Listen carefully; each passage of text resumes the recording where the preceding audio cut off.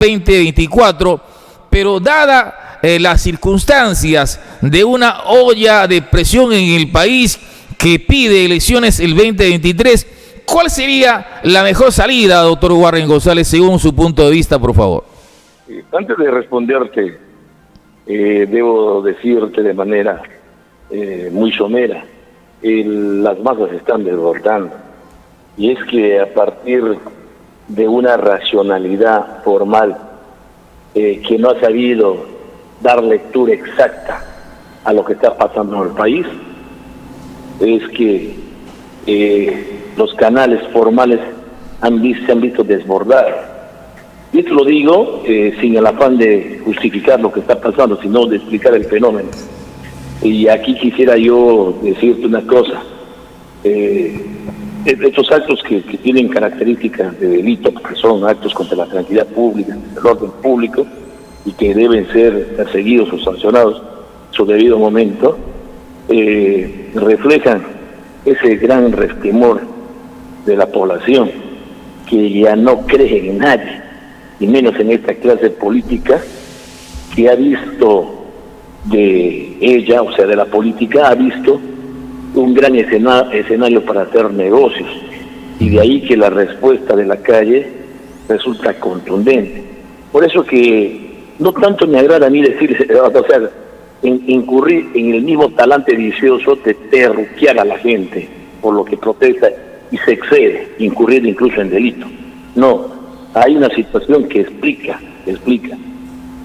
Respecto a tu pregunta, la lectura que esta clase política dio a lo que fue el epílogo de la crisis con Pedro Castillo fue una lectura equivocada, porque además de celebrar pírricamente la caída de Pedro Castillo y que atizó la candela que soliviantó los ánimos, vemos a una señora juramentar y en su primer discurso decir que se quedaba hasta el 2026, desoyendo el clamor de la gente.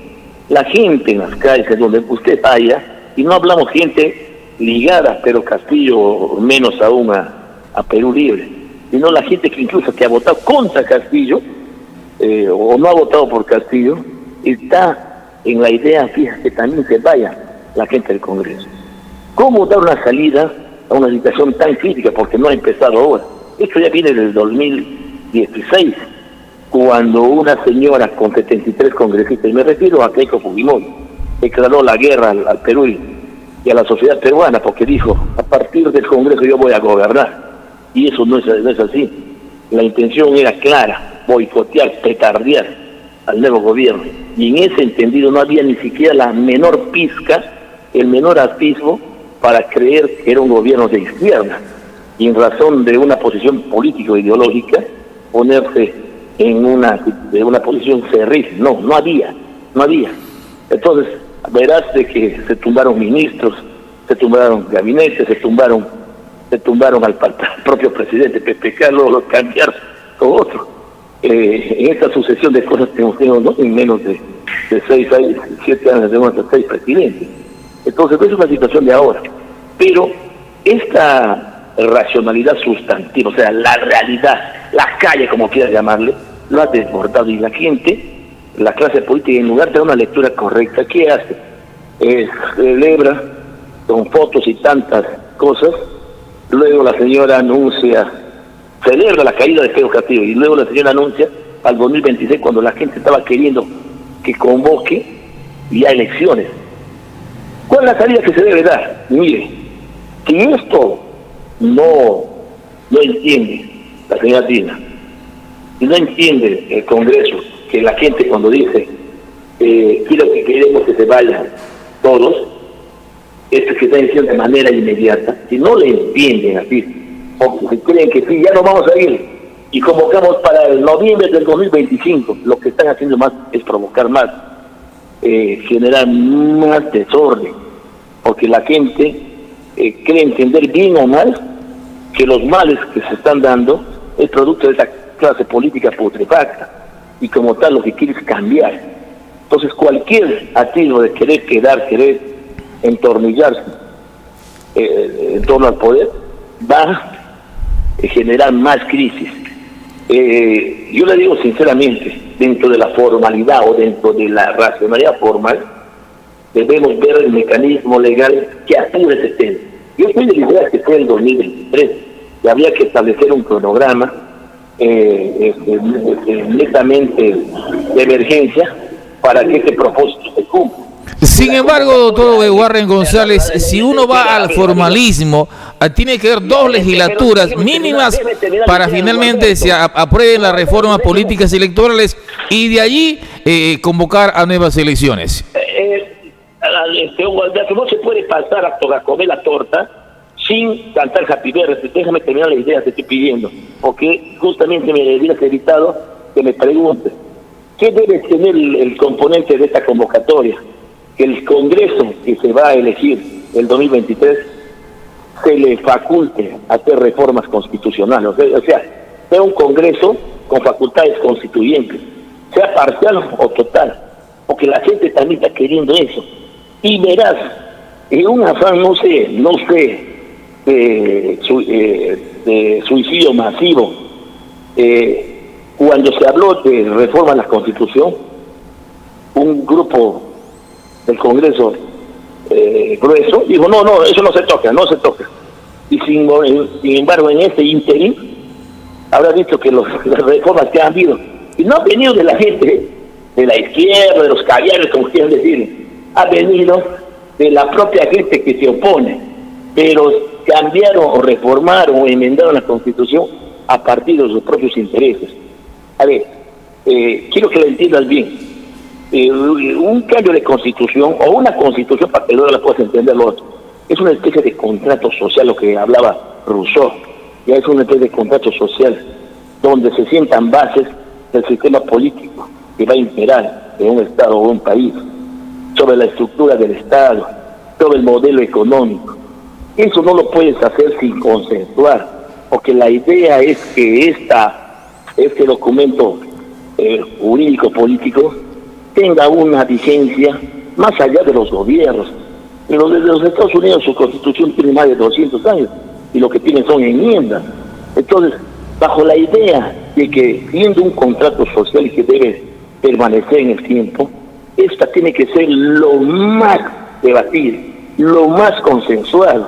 Pero cuando se hacen reformas entre gallos y medianoche, como ocurrió con el tema de la interpretación del voto de confianza, y que siendo una reforma a la Constitución sacaron a través de una ley ordinaria, esto enerva a la gente, porque la gente, más allá de que ha entendido que el referendo es un derecho constitucional y que la ley de participación tiene esa categoría, ha visto en torno a este despropósito del Congreso una manera de cortar sus aspiraciones, de negar el derecho que tienen a participar. Mire, y esto debe entenderse bien, porque la reforma política tiene que pasar. Se sobreentiende que un Estado republicano de derecho social y democrático, los partidos políticos son los pilares de ese sistema. Sin embargo, esto se ha visto desbordado a partir de ¿qué? De la inercia, de la traza, de la pendejada, hablando vulgarmente, que se incuba en los partidos políticos. Los partidos políticos han dejado de ser la representación propia, solamente sirven como vitrinas para elegir y nada más, cuando debieran ser los canales por donde cual los ciudadanos nos pronunciemos en el quehacer diario de la política. Ahora, doctor Warren González, vea, usted está hablando de la Constitución, es importante, también está en el debate una asamblea constituyente. Vea, ¿qué artículos de la Constitución deben modificarse o replantearse, o hay que cambiar absolutamente todo? Porque yo escuché a un abogado hace ya buen tiempo que la Constitución de 1979, cuando Víctor Raúl Haya de la Torre presidió la Asamblea Constituyente, muchos han señalado que era la mejor carta magna de América Latina, inclusive del mundo. Sin embargo, puntos de la Constitución del año 79 están calzados en la Constitución del año de 1993, es decir, no se ha hecho muchos cambios allí, doctor Warren González. Te contesto, pero después culminar la idea. Los partidos políticos ya dejaron de ser el canal de la ciudadanía. Y habría que ver qué mecanismos de participación ciudadana en el ejercicio del poder y en la toma de decisiones se comienza a implementar a partir de la reforma política y electoral. Esto debe quedar plasmado a partir de la convocatoria de elecciones, donde un Congreso que a elegir tenga esas facultades constituyentes. Ahora bien, respondo tu pregunta. No es tan cierto que la Constitución 79 fue la panacea, no, tampoco. Hay cosas que tendrían que ajustarlas, pero sí fue muy futurista. Fue una Constitución que tuvo su salida a partir de una crisis del Estado que surgió el 68 y que los militares se vieron empujados a convocar elecciones para constituyentes a efectos justamente de generar la transición hacia la democracia, y de tal manera que a partir del 80 se convocó a elecciones generales, ¿no?, para elegir presidente, y un Congreso que en ese tiempo era bicameral. Yo soy, como dice, abogado, o hijo de la Constitución del 79, tiene muchas virtudes, consagra lo que se debe cambiar en este modelo económico, el modelo social de mercado, o sea, una economía con rostro humano, eso es lo que queremos. Y no me digan acá que por la literalidad que contiene la actual Carta Política tenga ese contenido, porque si tú tratas de encontrar congruencia, verás que no estamos en una economía liberada propiamente, o sea, no estamos en una economía libre de mercado, porque ese bendito artículo 62, léalo bien, genera justamente las estigmatizaciones que nosotros criticamos, porque una economía libre de mercado, todos los agentes, sean chiquitos, grandes, lo que sea, entran al mercado a competir en iguales condiciones. Pero ¿qué pasa cuando un embarado, uno que tiene padrino, llamado a empresa con contrato ley, dice, bueno, yo firmé una concesión de 30 años, a mí nadie me toca? Eso ya no es economía libre de mercado, pues. Eso entiende, a ver, eso se sale de los libretos del liberalismo clásico. Entonces, ni la economía más privatista, como la inglesa, consagra ese tipo de situaciones. Somos los únicos países tan celestinos, somos dentro del rango de los países celestinos para proteger intereses ajenos, intereses extranjeros. Hemos consagrado en esta Carta Política esa figura. Pero vamos a suponer de que para entonces, en el 93, donde había una inestabilidad política, donde la crisis económica había golpeado fuertemente, era necesario poner esto. Pero han pasado cerca de 30 años y aún no se reforma eso.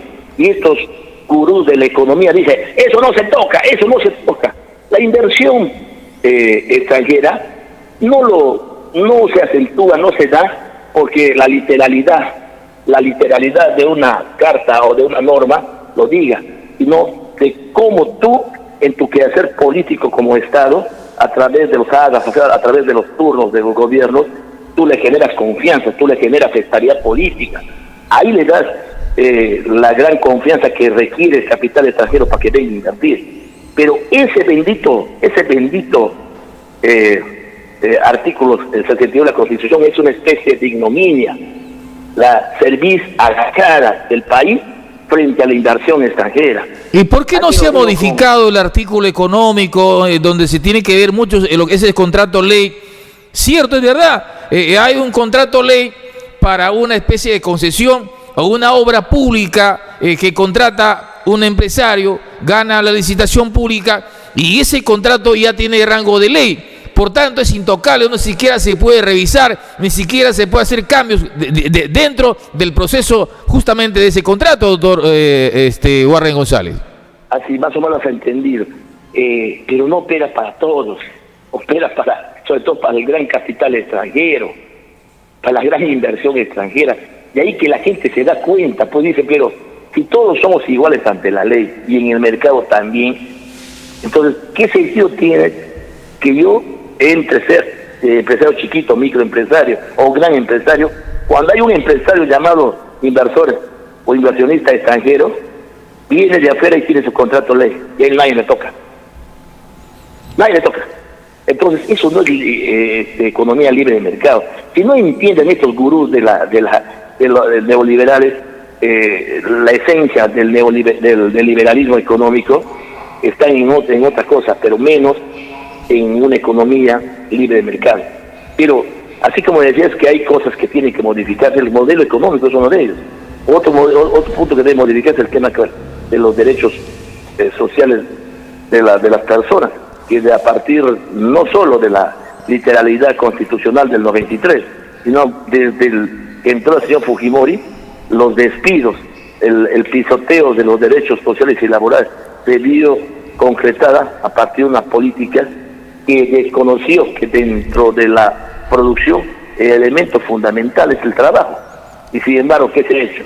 Tablas rasas de sus derechos. Entonces, hay una serie de cosas, pero que se deben consensuar.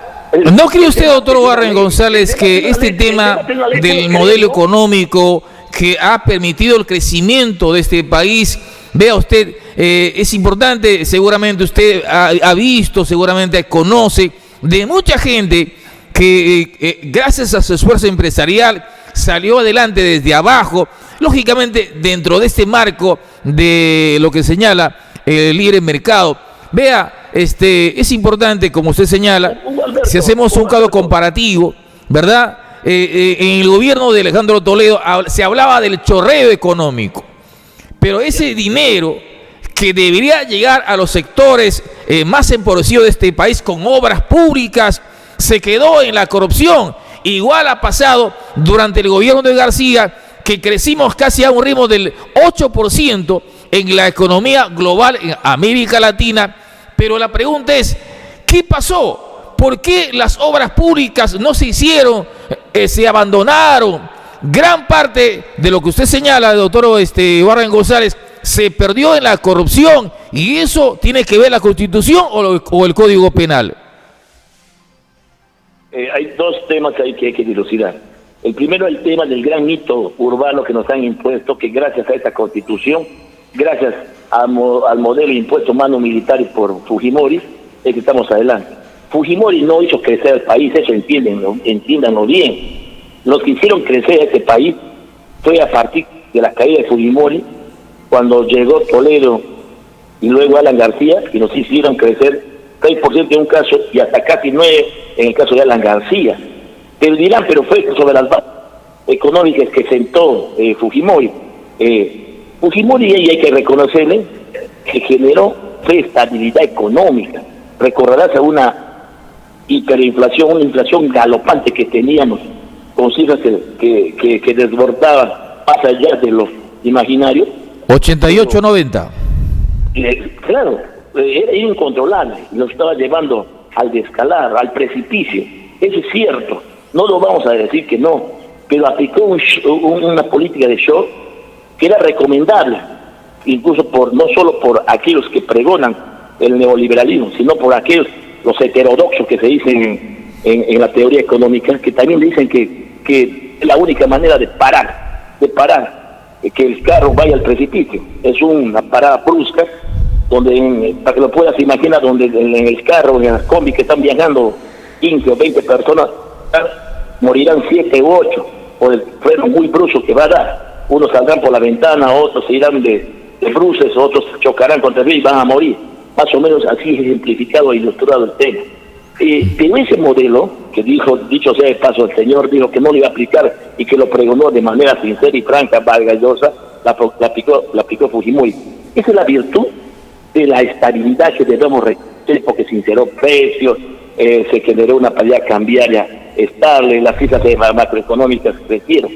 Pero en cuanto al tema del crecimiento propiamente, donde comienzas a ver que cada punto implica 150,000 puestos de trabajo, la gente comienza a tener más dinero, tiene más capacidad de gasto, los extractos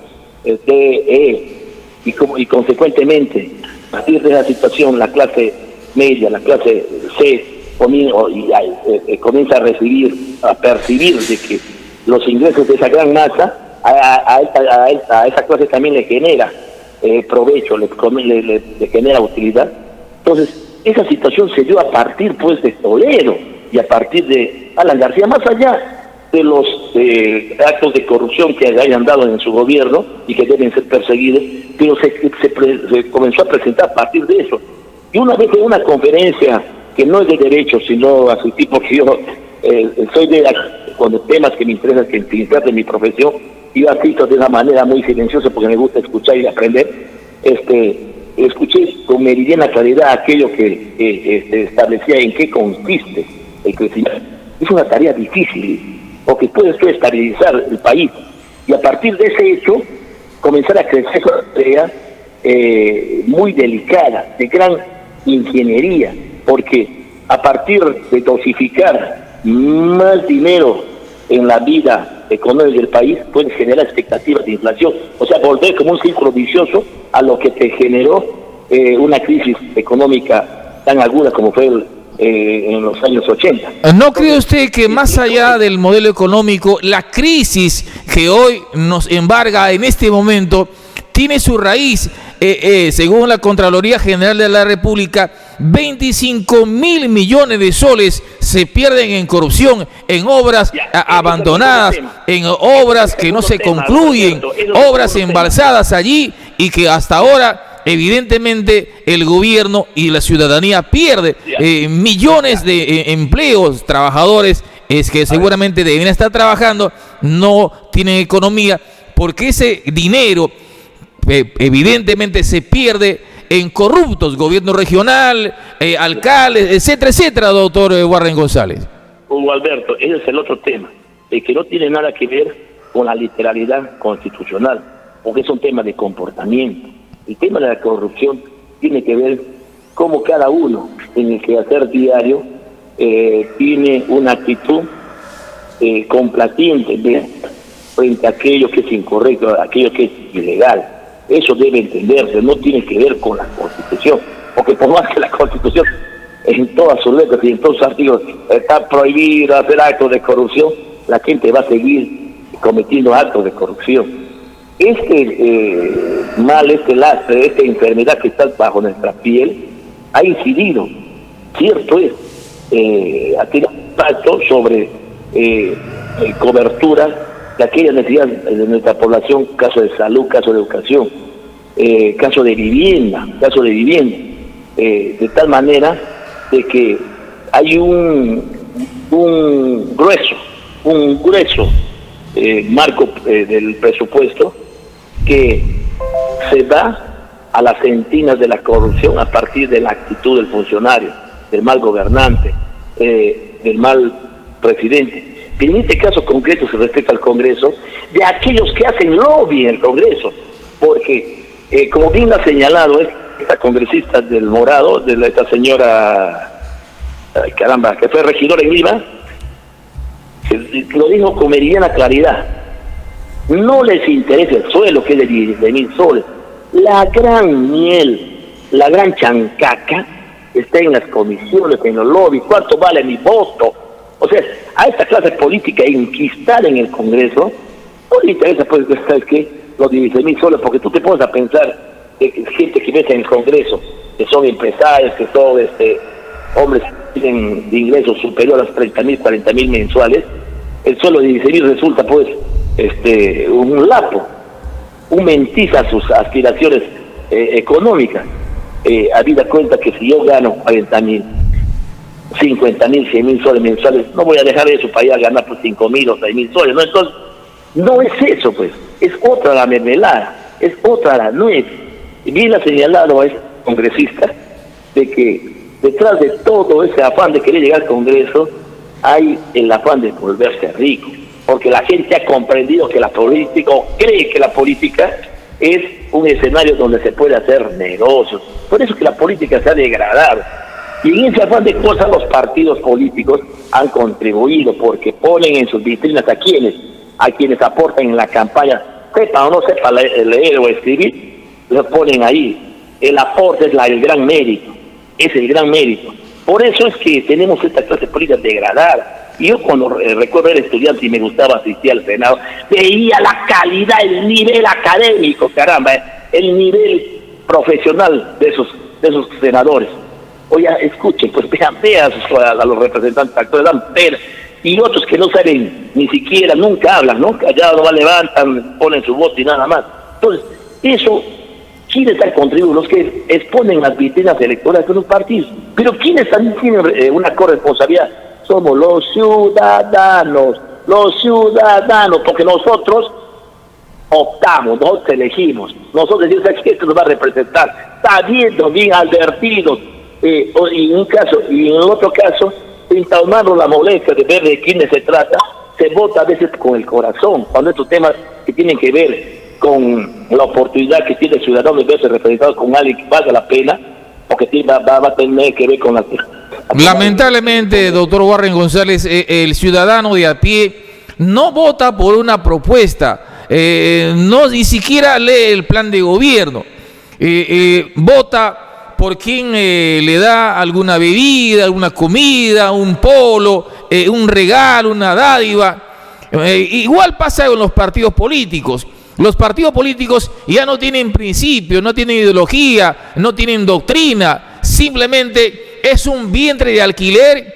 Quien tiene una inscripción en el Jurado Nacional de Elecciones, alguien lo agarra, en Tauro que no tiene partido, agarra a la A, a la B, y es el vehículo para llegar al poder de un partido que no tiene doctrina, no tiene nada. Es decir, son vientres de alquiler que permite justamente llegar al poder para hacer negocio, doctor Warren González.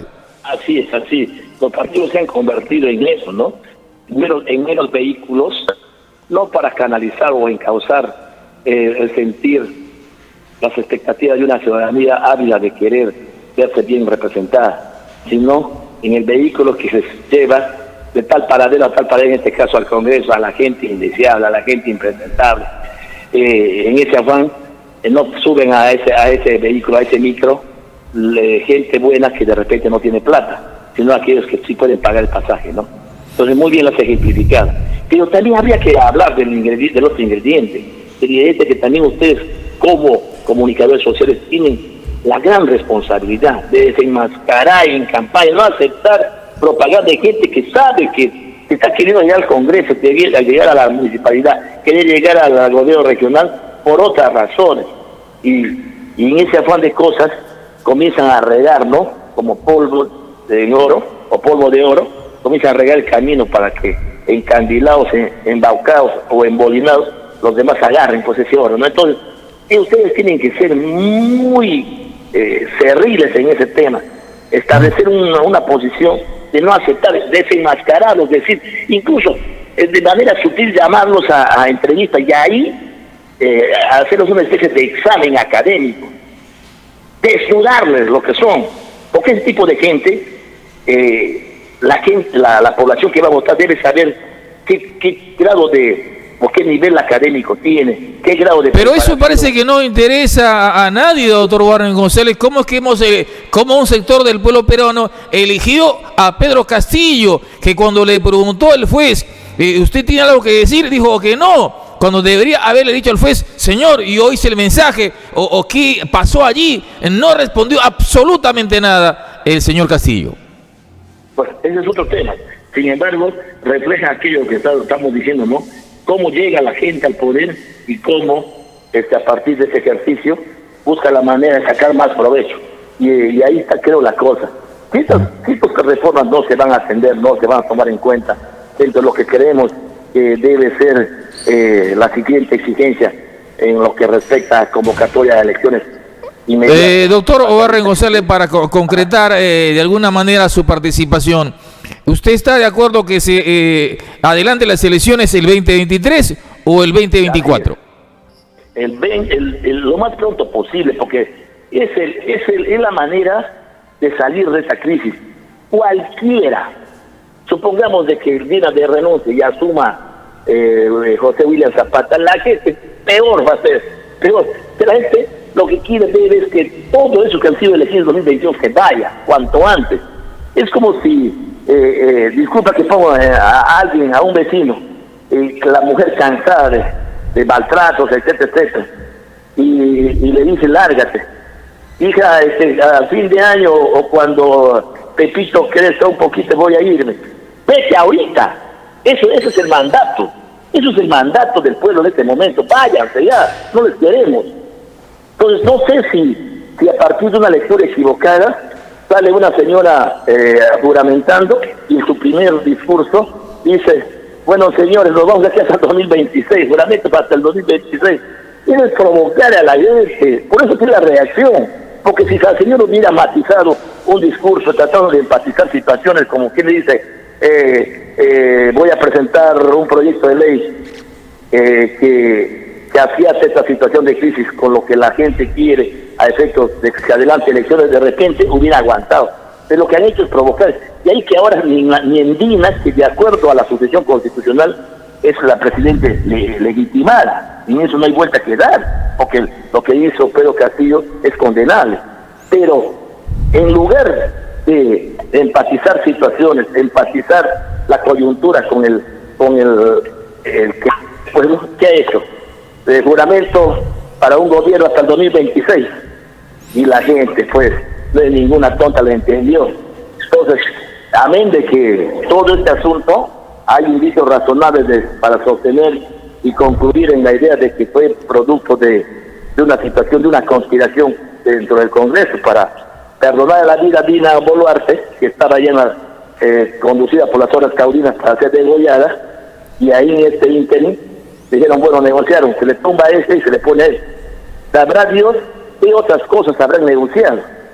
Porque no olvidemos que el 2023 se vence muchos contratos, leyes, que el Estado peruano, en su condición de Estado soberano, debe marcar paso. Debe decir, señores, hasta aquí llegó, mi gas, yo te voy a negociar en otras condiciones, así como han hecho en Bolivia, y el Estado se va a convertir en socio de tu inversión. Y esas cosas tienen que replantearse. Y al parecer, detrás de toda esta componenda que se dio en el Congreso con la señora Dina, están cocinadas estas situaciones para seguir bajo un talante vicioso en el quehacer y el manejo de la cosa pública. Doctor Warren González, muchas gracias por su aporte, gracias por atender nuestro llamado. Es importante escuchar voces como la suya, abogado, político, también loretano, que está mirando desde la tribuna todo lo que está pasando en este escenario, el país en este momento. Un abrazo a la distancia. Si algo tiene que decir a la opinión pública que nos escucha a través del mundo, a través de nuestra página web y por supuesto de la radio también. Como quisiéramos tener ya finalmente su versión final, doctor Warren González. Quiero agradecerte la entrevista, Hugo Alberto, de tiempo estamos saliendo.